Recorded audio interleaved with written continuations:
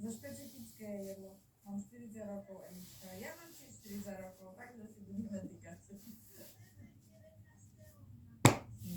Nie, no to hovorím, to je špeciálne jedlo. Aj kajmak, aj čevapy.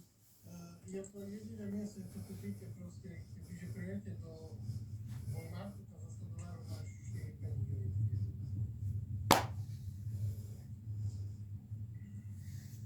Lebo ti dajú to každé deličky. Tak jedna fľaška uhorie, bez srandy. Koľko je tam priemerná mzda? 3. 3000. Aj menej.